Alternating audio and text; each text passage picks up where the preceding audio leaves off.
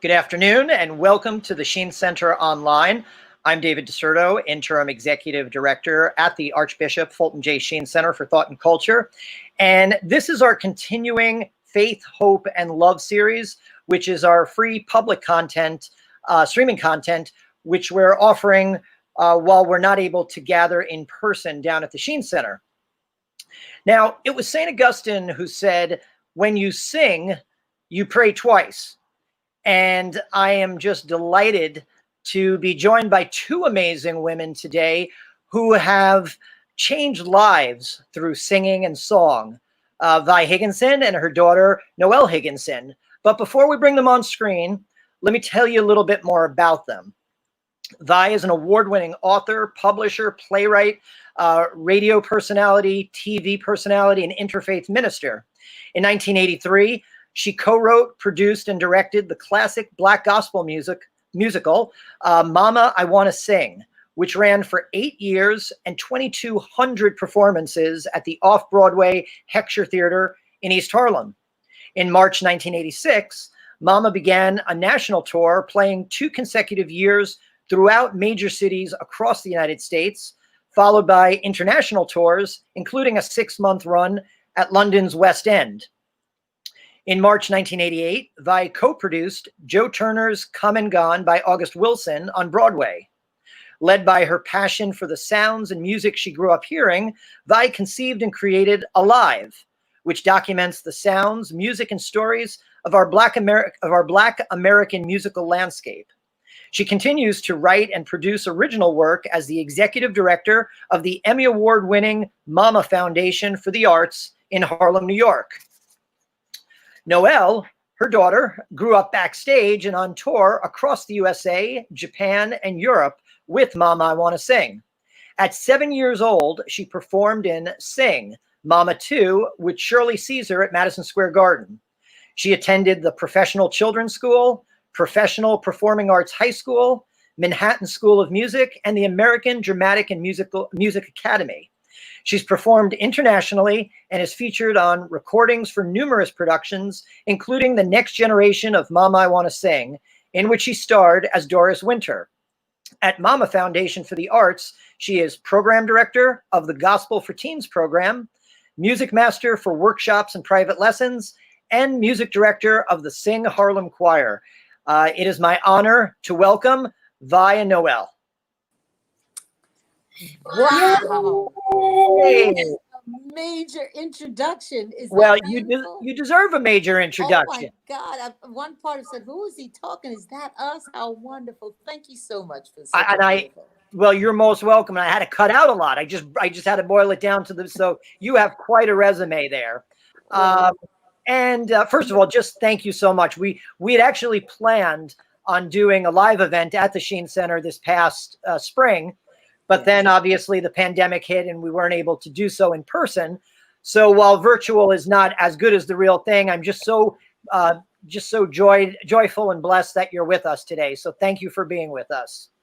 Thank you. It's an honor and a pleasure. Oh, well, I got a lot of questions for the both of you, but let's start off with Mama. Many gospel songs tell a story, but let's start with your story, Vy. Can you tell us a little bit about yourself, where you grew up and how you got it so involved in music? Well, yes. Well, we are from Harlem, a street, 126th Street between Lenox and 7th Avenue. And our family's been on this block for almost 100 years. Wow. My father was a minister in a very famous church on Lenox Avenue on 130th Street. It happened to be the church where James Baldwin was a member, and also Bill Greaves, which was our first Black filmmaker. And my sister sang in the choir, and my father passed on when I was an infant in the pulpit in front of his parishioners. And he was preaching a sermon that day, and it was Ephesians 4:1. And it goes like this: I, therefore, a servant of the Lord, beseech ye to walk worthy of the vocation wherewith ye are called.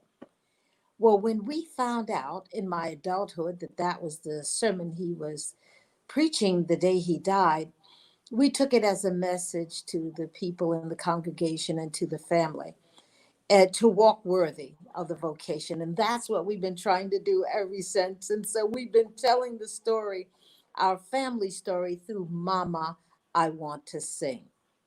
Wow. So in church, we always heard music. And in Harlem, the music came from the church and it was gospel. It came from the nightclubs, which was jazz. It came from the Apollo Theater, which was R&B. And on the street corners, there were doo-wop. So the music was always here, like a music mecca of Harlem. So I feel like music is part of my bones. Wow. Well, I want to unpack a lot of what you just said, and we'll certainly have that opportunity. Knoelle, growing Hey. hi, growing up surrounded, in that environment, in that family, surrounded by that music. Um, Obviously, it seemed like it would be very easy to follow in those footsteps. But did you know early on that music, to use your mom's wonderful phrase, was also your vocation? I felt natural.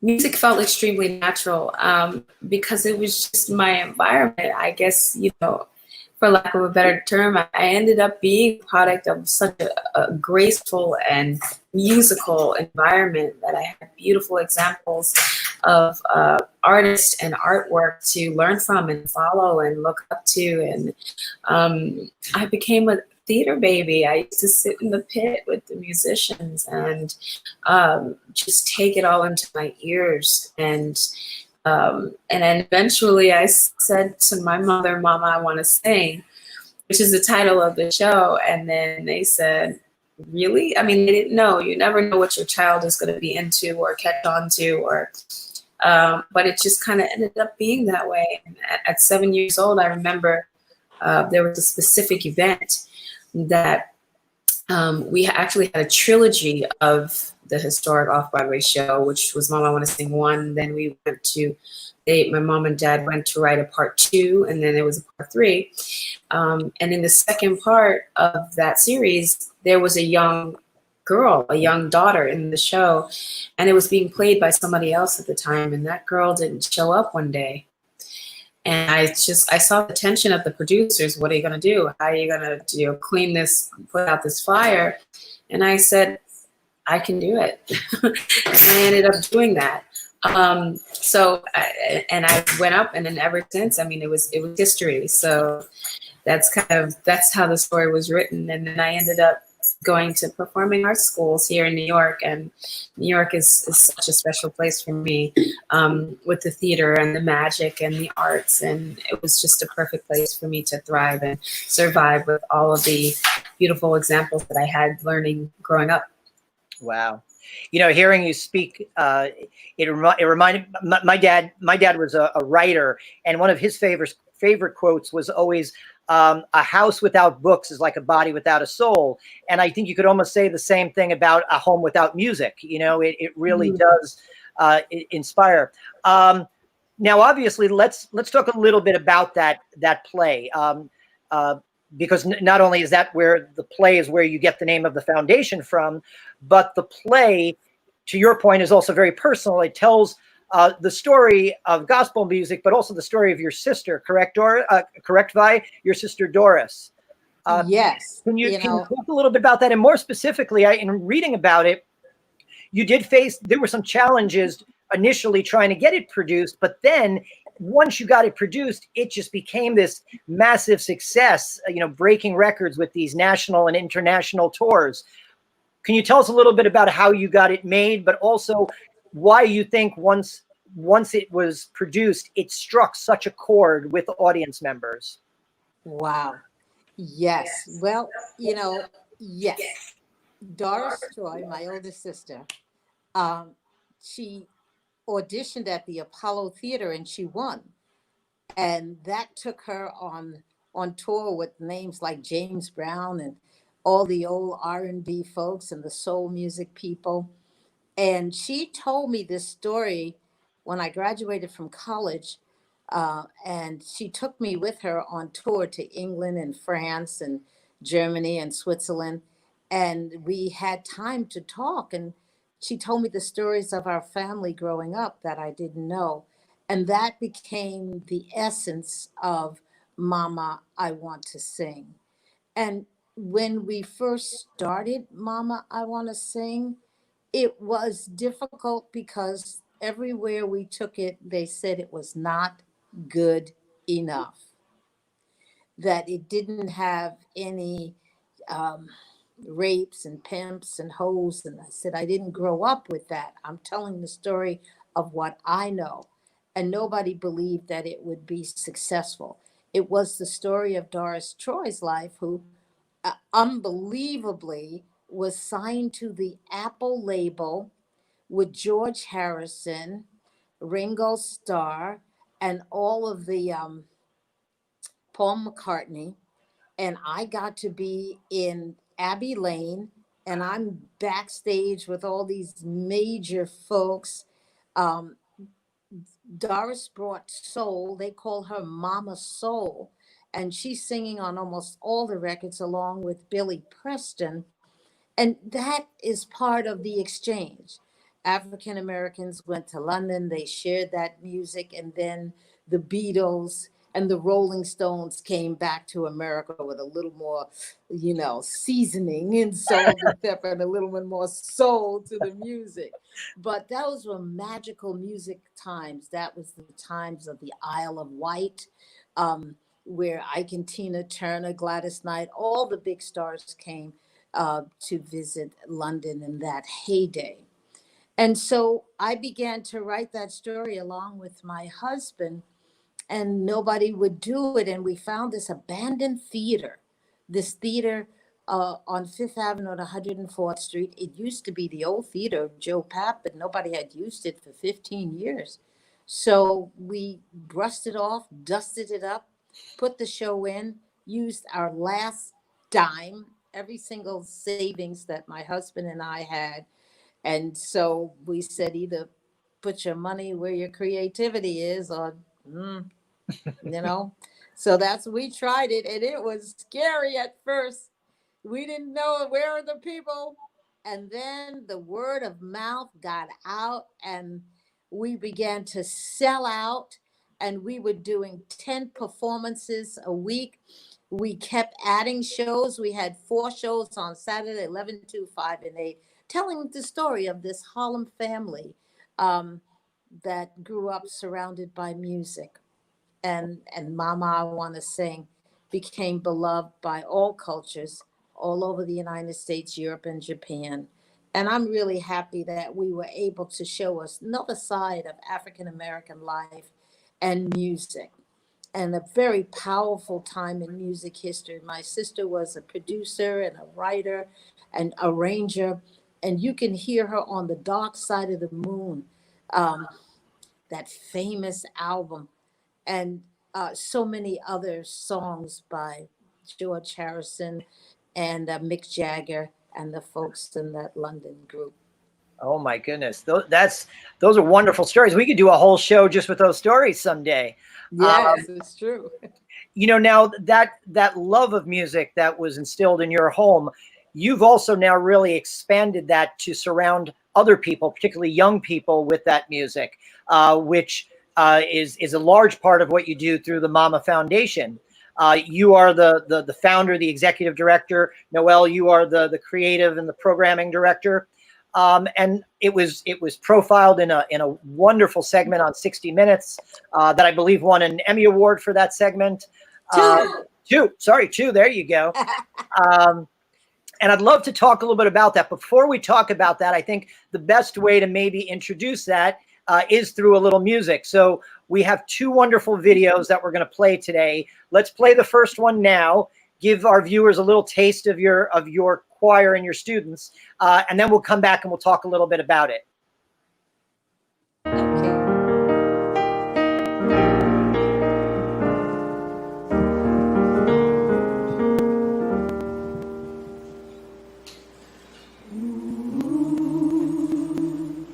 Ooh, ooh, ooh.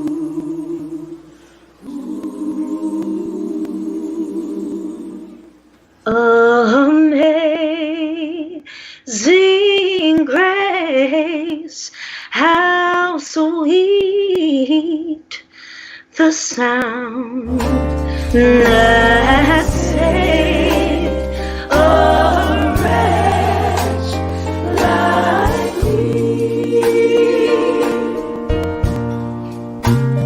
I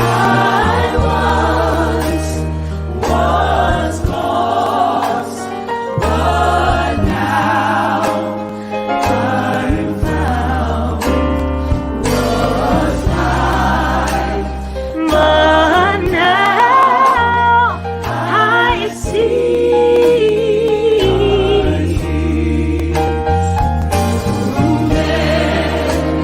Many dangers, toils, and snares I am already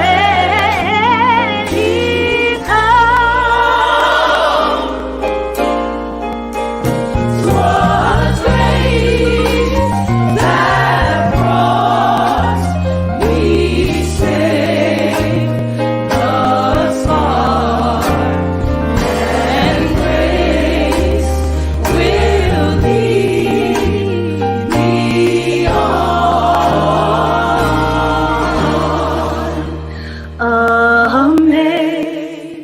Amazing grace, amazing grace.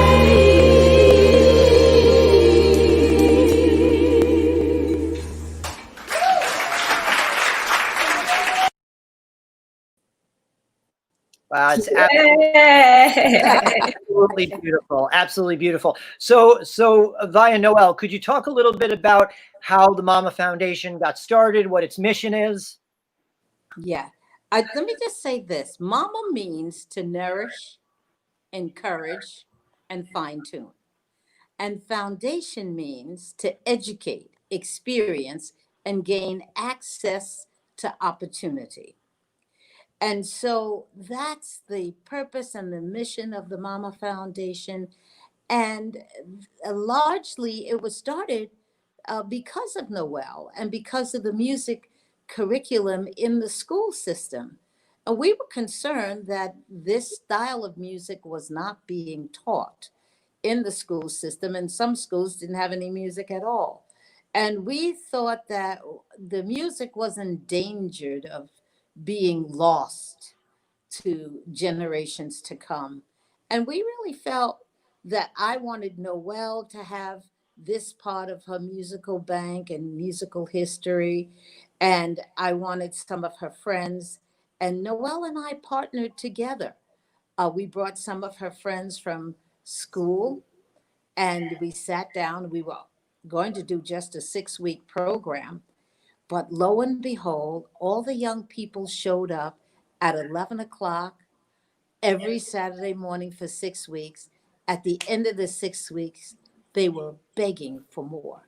Please don't stop. We want more. And that's when the program began, stimulated by the need to save the music and to make sure that Knoelle and her friends had this in their repertoire. And because young people who were coming to audition for Mama were not singing a whole gospel song all the way through. They could not sing that hymn that you just heard. They didn't know it. It wasn't part of their lives. And so we want to make sure that that tradition never dies. We pass it on from generation to generation. Wow. Knoelle, could you speak a little bit about what, in watching that, the 60 Minutes piece, so many of the young people that were profiled come from all sorts of different backgrounds and home situations. Can you talk a little bit about what this program means to the kids that you work with? Yeah, thank you. When I graduated conservatory here in New York City, which is AMDA, with the abbreviation of American Dramatic and Musical Academy, where I studied everything from acting to dance to musical theater. After I got out of that program, myself and my mother revisited the idea of creating a larger expansion of what we started as a trial session. And I took all of the things that I seeked from my conservatory and other experiences from Mama I Want to Sing, and we wrote up a curriculum. And we said, well, let's try this out. And one of the things that was very, that is very much in this climate right now, and also in the 60 Minutes piece, is we make these young people speak and say their names. Not just say them, but we teach them and train them how to say them with conviction. And that was part of the training that I learned along the way. But so much of this new resurgence of this civil rights movement, you're hearing that phrase, say their name, say their name. And that was really part of the mission of why we started this whole organization, was to culturally amplify young people's voices through our own history, our own African American history, and the music that this country was built on through our culture. And so we you know, the exercise is put your shoulders back, stand up tall. You have to look people in the eye and say your name like you mean it, because you are the generation that needs to be seen and needs to be heard. And little did we know that we would be continuing this mission for, we're going on 15 years in a couple months, but we've reached thousands of young people. And when they come out, you know, 89% of our young people go off to higher education, and the rest go on to careers in the music business. But it is super fulfilling for me. To learn a discovery process of making a startup of something you didn't know what it was going to be. And we thought we were really saving the music because we wanted to continue the history of African American music, but we then realized that this program was really healing young people, almost as if it was music therapy. And that is something we've grown to learn and used as an asset, so young people can balance their menu from whatever's going on at home. Some of the young people come in here to our foundation with some rough situations. But then when they get this music, they're fulfilling a need that they're not either getting in their school or in their home. And then you see the flower bloom.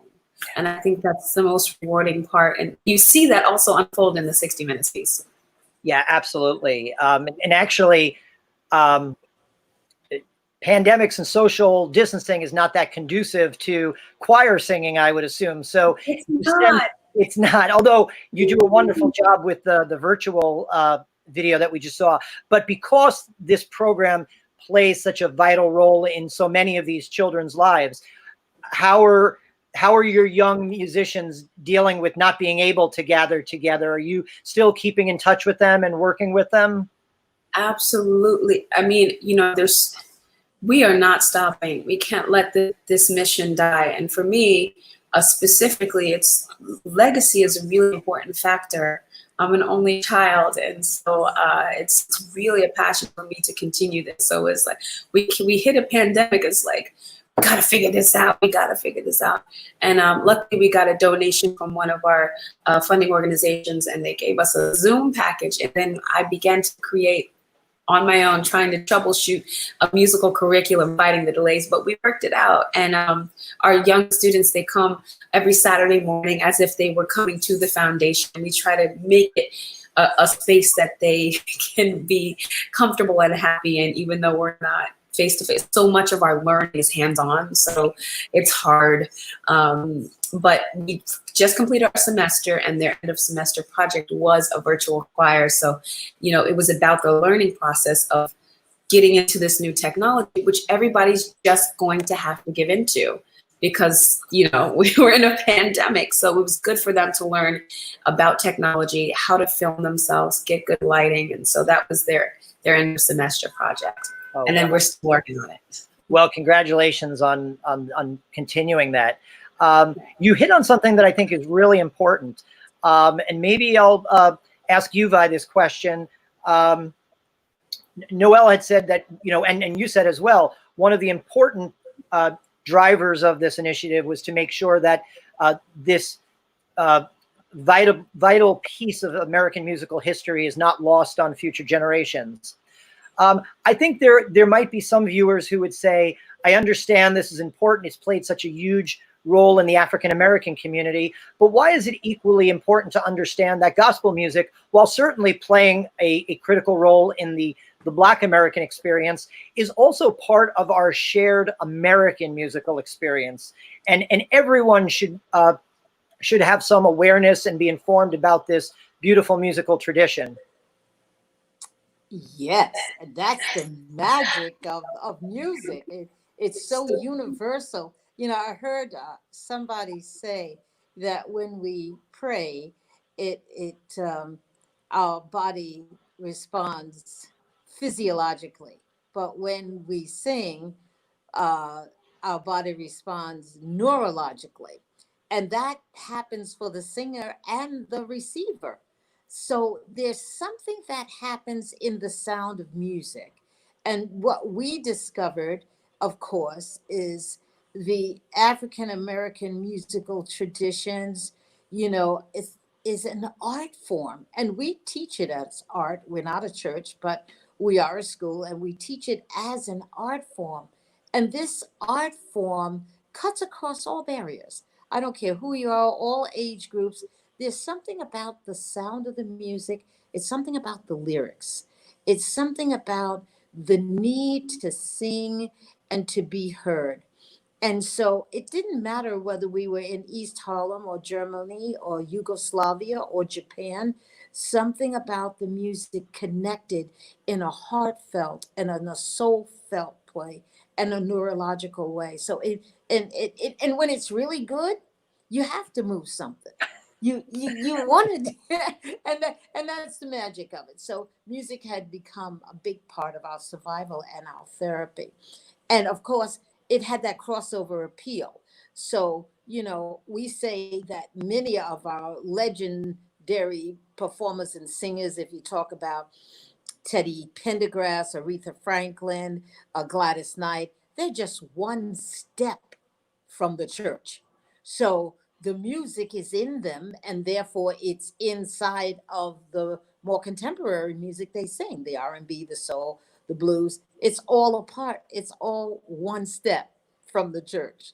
Wow. Yeah, that you perfect segue to the next question. I was going to ask you specifically about that, about how any genre that you love, whether it's rock or rhythm and blues or jazz, you really can't be a fan of any of those genres without acknowledging the debt those genres owe to gospel music.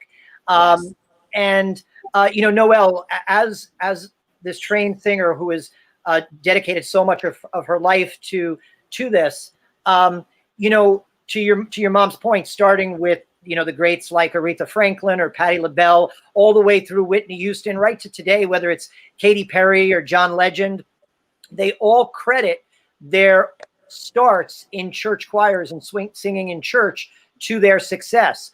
What is it about that grounding in a church choir, in the gospel tradition, that positions them vocally or in any other way for this success? It's about the community. It's about coming together and having a common communication, which is the music and the lyrics. And we picked gospel because there's no question about the content of what you're inputting into your system. So it doesn't really even matter what you believe in. Gospel is all good. Gospel is all joy. So we say that we are teaching this as learning about our culture, but not as a religion. We were teaching the history of a religion, and we sing, you know, Amazing Grace. When we hear the word grace, what do we think about? We think about soft. We think about delicate. And these are all of the principles that we want to teach our young people. We think, you know, there's songs that say joy of my salvation. Joy of what is your salvation? And it just brings you to a higher consciousness. And I hope I'm answering your question because I'm talking and I almost forgot it just slightly, but No, that's perfect. Actually, that is a beautiful bridge to the next question. Yeah. The gospel great Mahalia Jackson once said that blues are the songs of despair, but gospel songs are songs of hope. Yeah. Can you talk about that, particularly in the light of the experiences of the young men and women that you work with? Because you even referenced some of them come from some difficult circumstances and difficult backgrounds. So what does even the music that you teach them inspire greater hope in their lives? What kind of music you said? I'm sorry, I missed that one word. Do you feel that the work that you do with them, even musically, inspires a greater hope in their lives? Just the exposure to the music itself. I found all these and that's the thing about the history of gospel music. There's so many wonderful quotes. Yolanda Adams said, "There's a sound that comes from gospel music that doesn't come from anything else. It's a sound of peace, a sound of I'm going to make it through all of this." Do you find that that's hope? That's that hope that working with these youngsters? Yeah, It's that hope. It's the hope. We live in a chaotic place. And the message, often say the message is in the lyrics and the message is in the music. And when they sing, it's I think the main through line of the growth is about self-discovery. So they sing and then they hear their own voice. It's nobody else's voice. It's their own.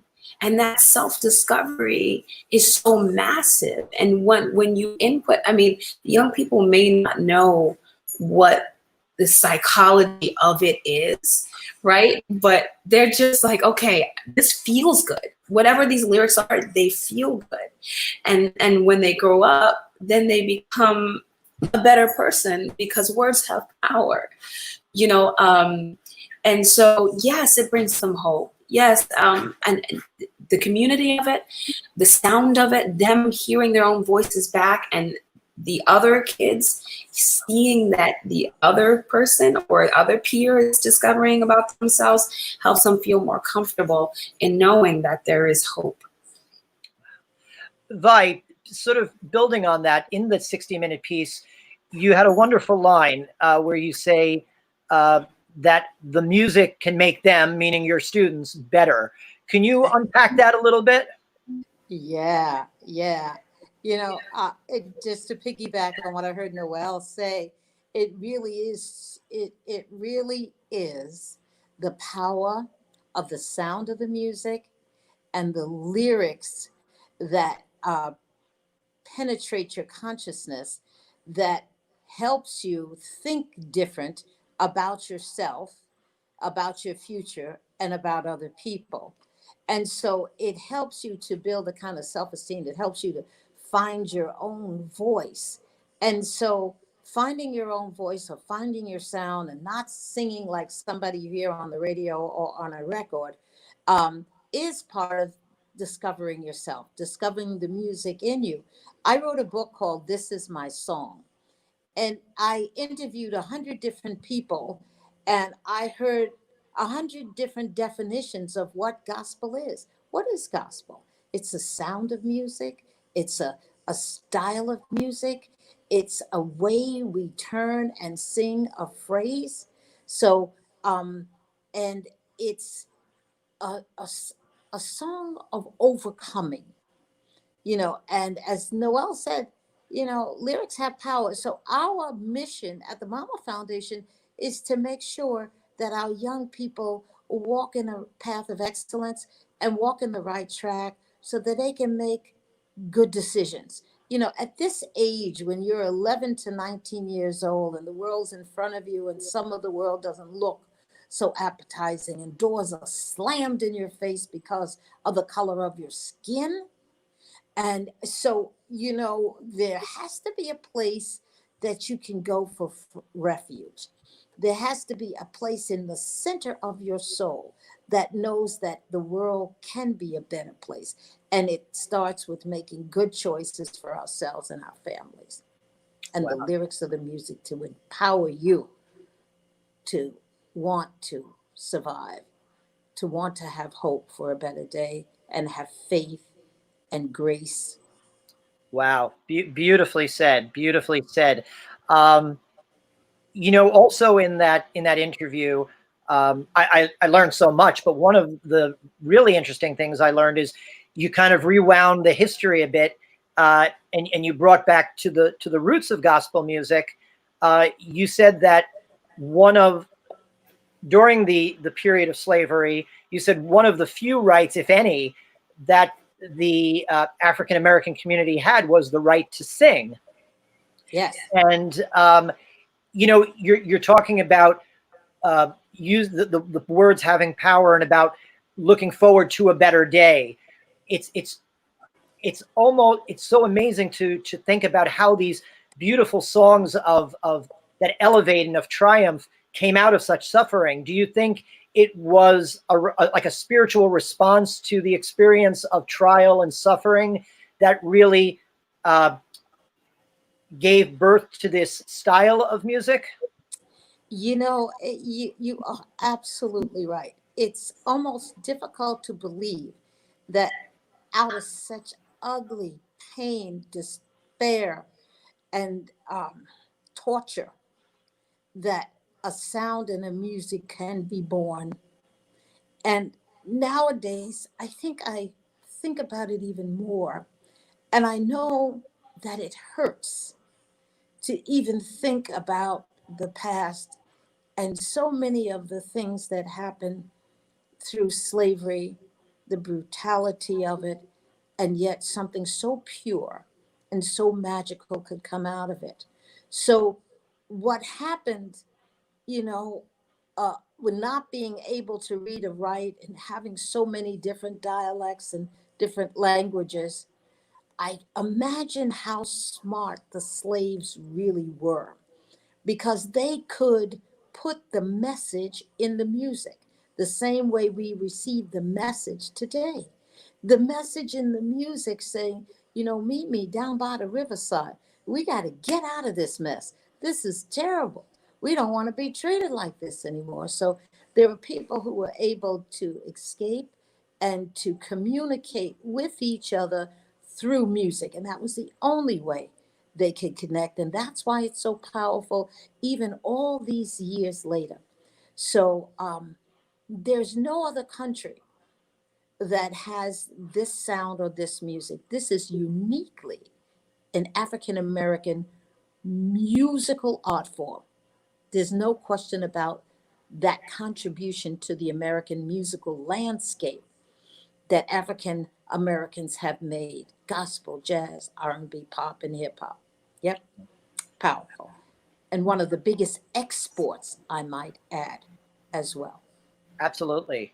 Knoelle had mentioned the impact that it had on the civil rights movement, the earlier civil rights movement.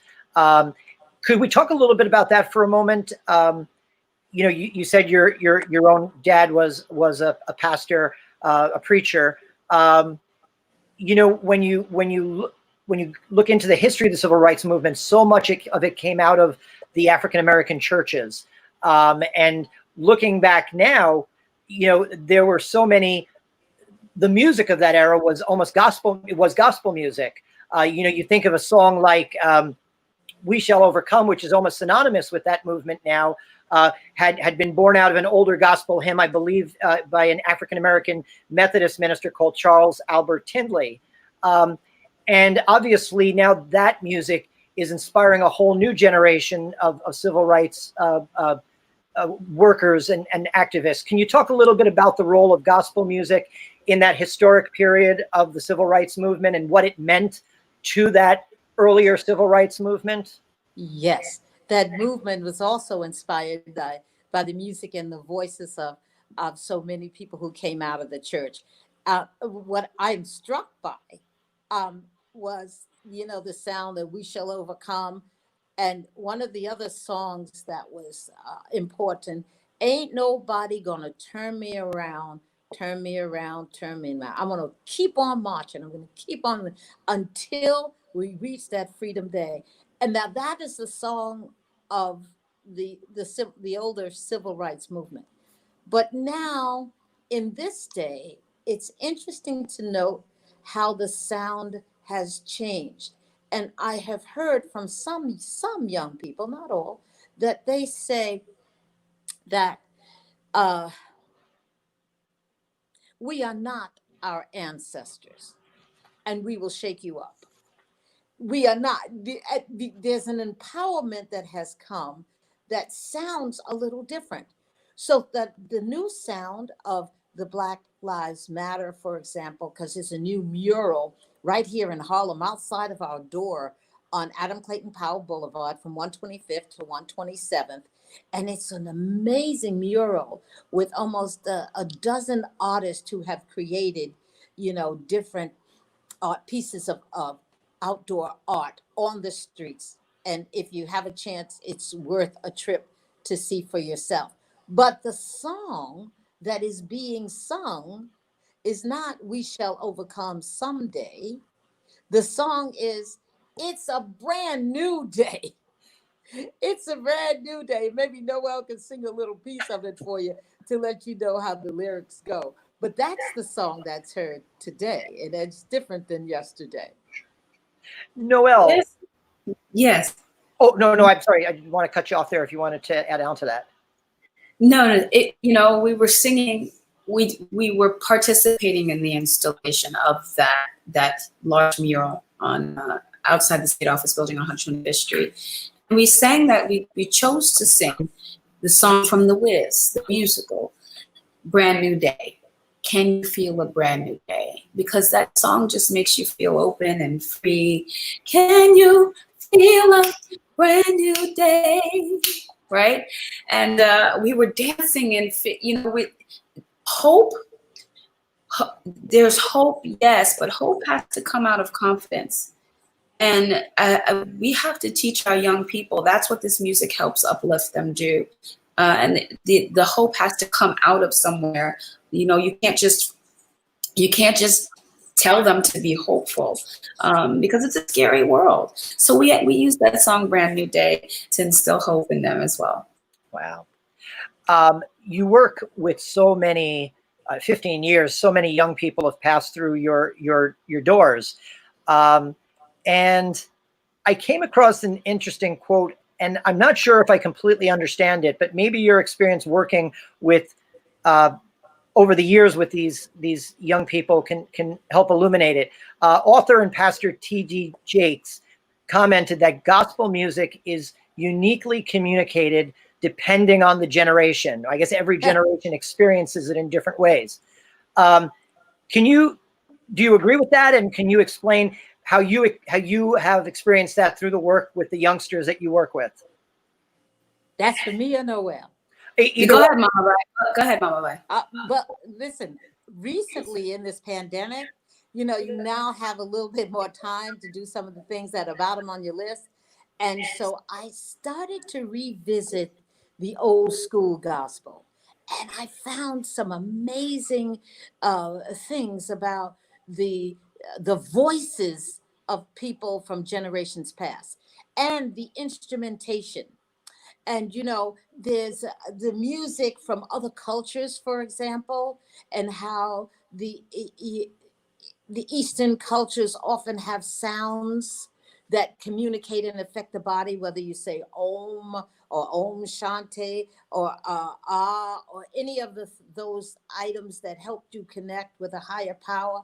Well, I looked at the instrumentations from a Black African-American perspective, and the Hammond organ, the Hammond B3, was so powerful that a chord could be struck on that Hammond that would have a physical effect on the audience and would want to bring them out and shed all the pain and the hurt and the anger and the disappointment that it was part of having a skin tone that's different.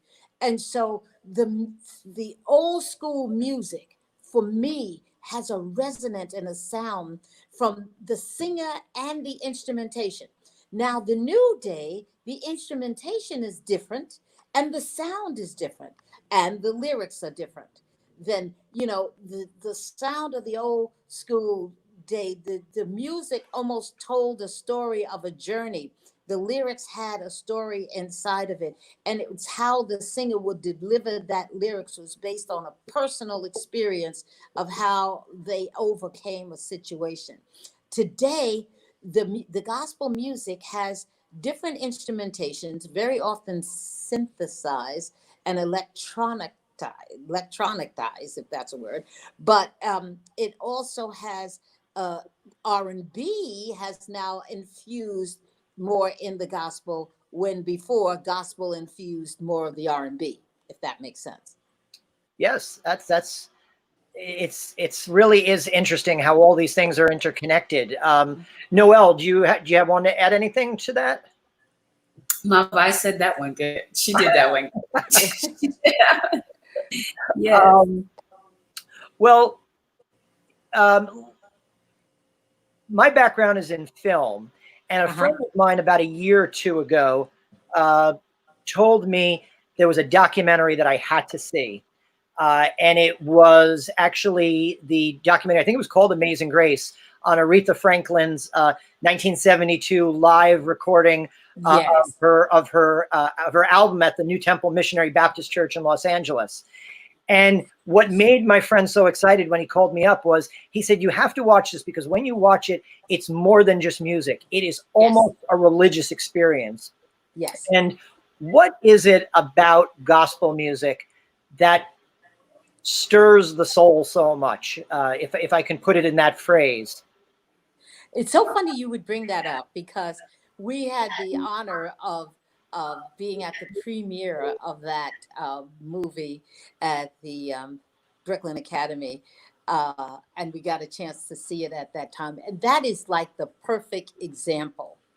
So that when you listen to Aretha Franklin and to James Cleveland on the keyboard, you see the mastery of the keyboard and the organ, and you have an elevated experience, or you want to call it religion, you can call it whatever you want, but it's a lifting of the consciousness. So if you were to change eras or time, in a discussion I had with a friend, the difference that you're looking at today would be the sound of Aretha Franklin and the sound of Beyonce. That's the generational shift and difference. Aretha Franklin was a sound of her time. Beyonce is a sound of this time. So you may enjoy both, or you may prefer one over the other. But if you look at Aretha Franklin and you see that what Knoelle calls, the communal atmosphere, the fellowship, and the appreciation of the sound of the human voice. So here you go. The sound of the human voice is like an instrument. And that instrument is an instrument of praise. And in fact, it's the highest praise for joy and hope and connection with your fellow human beings. So the sound of the human voice is a way of communicating effectively feelings, emotions, ideas. And that's what you get. Now, today it's a little more produced, a little more mechanical, I'm not putting anything down. We love all kinds of music. But if you want to make that comparison, I think there's an emotion. When I watched that movie, I almost cried watching Aretha sing and choir sing in such harmony. What the voice can do is amazing. And that's why I'm really kind of like thrilled when I hear Knoelle's voice, because she has like 5 different voices, like 5 different octaves, and so it's amazing what the voice can do when you sing and interpret a song. So. Well said. Well said. That's beautiful. It really is. You bring up that communal aspect of singing. So Fellowship. and fellowship, absolutely. So maybe Knoelle, Liz Wright once remarked that singing in church is much different approach to music. It's much more about transcending the idea of self. It's about finding something greater that connects us all.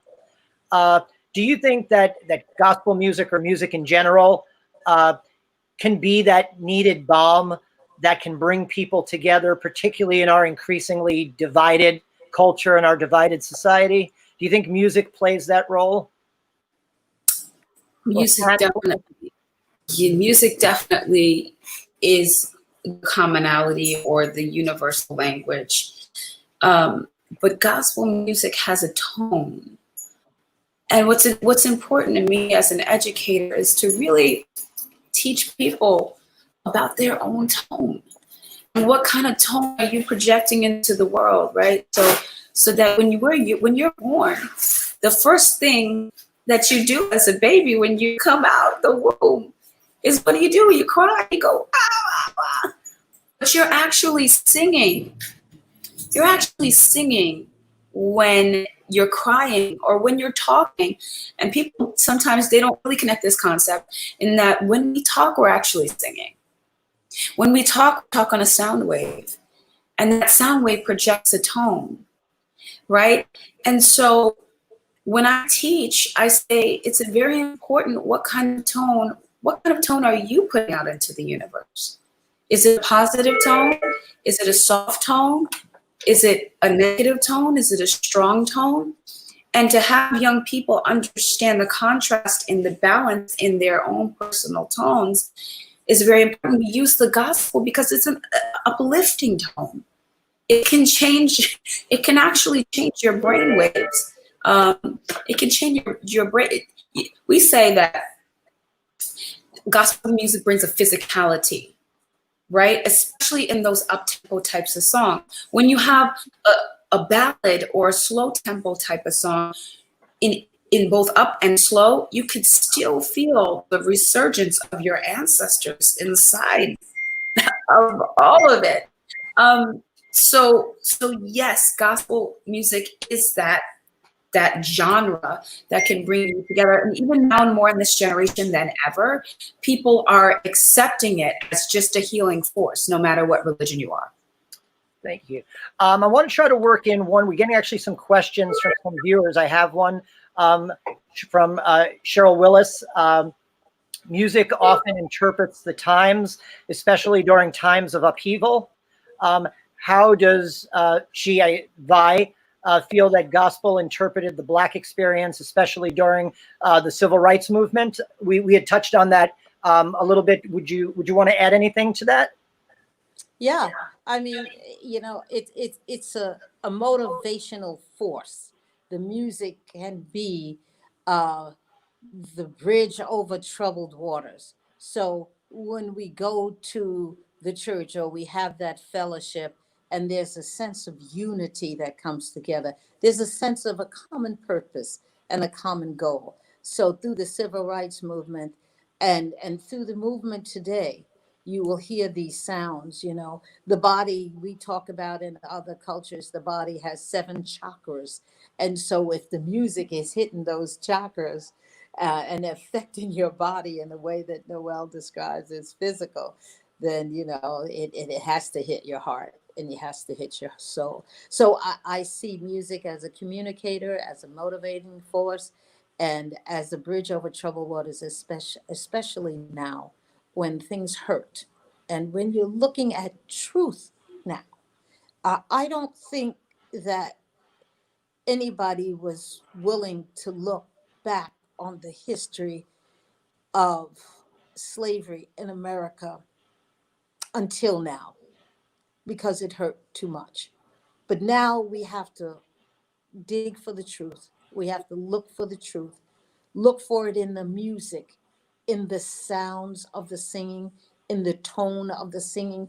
Go back to the old school, go back to Aretha, go back to Shirley Caesar, go even further back to the Swanee Silvertone singers.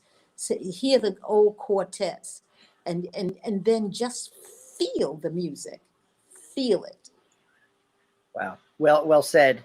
I apologize. Cheryl Wills was the name. I think I got her name wrong. I apologize. Oh, that's not, hey. There you go. We have running out of little time, and I want to save some time because we have one more special video to show. But I want to see if I can get in a couple of other quick questions. Traditionally, many gospel songs have been written with sort of a call and response type of arrangement. Oh, yeah. You, over 15 years now, have offered and extended a call to so many young men and women. What do you hope, and I know every child's different, but what do you hope their response is to the call that you offer them? Well, boy, that's really amazing, because we do offer this musical education. You know, singing lessons can cost upwards of $100 an hour, and so many of our young people can't afford that. And the first thing out of our school system is music and art. And so that musical child is lost. So we often say, send us your musical child, and we will nourish, encourage, and fine tune them. Send us, and we will nourish them at no cost to you or your family. That's how important it is to save this music and all the genres, because this really is the school of the gospel, jazz, R&B, pop, and hip hop. So we teach it all, but we want to start with the root and then take it all the way further. Now, what our expectation is to help a child discover themselves and their voice, and to understand there's a song that we sing that is very important. It is our theme song. And the lyrics go something like this: don't let anybody ever tell you that you are anything less than beautiful. Don't let anybody ever tell you that you are less than whole. So very often, you know, our young people are bullied, our young people are abused, they are hurt, they're called different names. And so we want to make sure that we help build their self-esteem and their confidence, so they can go on to make good choices and become, you know, whole human beings, mentally, spiritually, physically, emotionally. That's what's important to us. And that's what's important to instill in our young people over and over again. Well said. Well said. Knoelle, anything? I mean, that was, can't really improve on that much, but do you have anything you'd like to add as far as what you hope the youngsters who enter your space, what their response is to what you offer them? We just say it's here. So often in this generation, a lot of time in social media and other platforms, we're in an over information age, and we are here to support and help young people in the New York area and the greater New York and all the 5 boroughs. And this program is been rooted over 15 years. And so we're just really, it's a passion of ours to outreach our young people, as many as possible. So thank you for having us today. It's been such a pleasure. Oh, no, that it's been our pleasure, but I'm not going to let you go. First of all, we do have to show the video, but I'm not going to let you go without this question. Obviously, so many, you know, wonderful gospel songs over the decades and centuries. But do you have a particular personal favorite gospel song, either of you? I do. Okay, let's start with Mom, and then we'll get to you, Knoelle. Okay. The song is "It Is Well With My Soul," and my living has not been in vain. That's true soul. Wow, those are 2 good choices there. Knoelle? I think my mom and I agree on one song. The song says, "If I can help somebody as I travel alone, if I can help somebody through a word or a song, if I can show somebody that they're traveling wrong, then my living shall not be in vain. If I could help somebody, that's the song. That is beautiful. And well, obviously you have helped many people, and you have both certainly not lived in vain. But before we say goodbye, let's roll this second video of your. Now, this is the Sing Harlem Choir, correct? This is Sing Harlem, yes. Sing Harlem Choir, yes. Sing Harlem Choir. So we'll roll this second video, and then we'll come back just to say our final comments and thank yous. Awesome.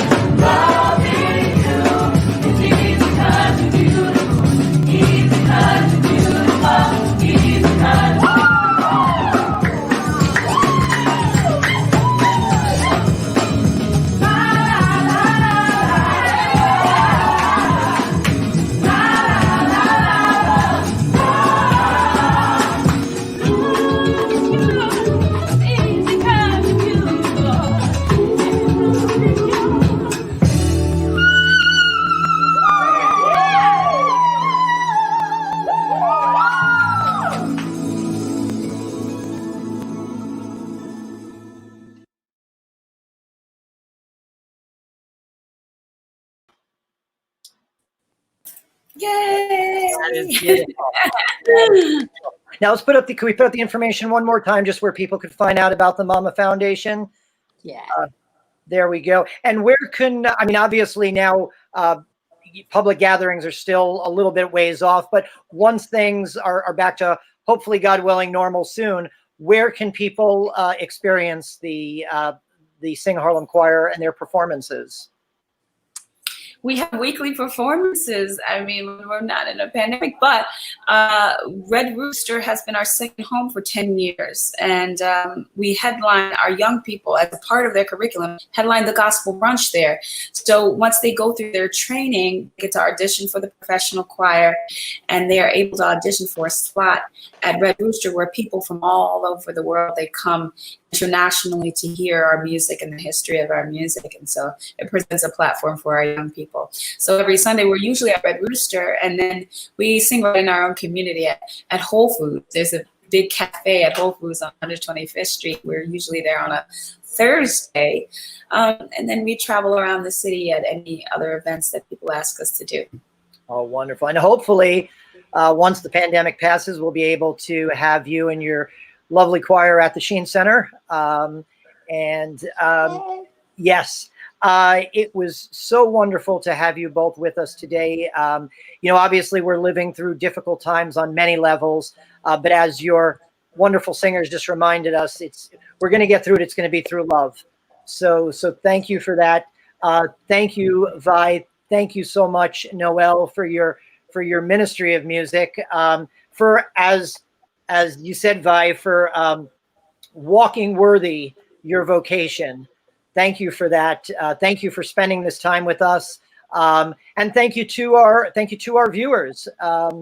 You know, we want to continue bringing this type of content to you, but it takes help. And during these challenging times, we strongly encourage you to consider making a contribution to the Sheen Center. Any gift, no matter how small, is always appreciated and makes a huge difference.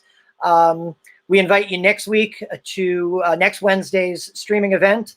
Until then, stay safe, be well, God bless.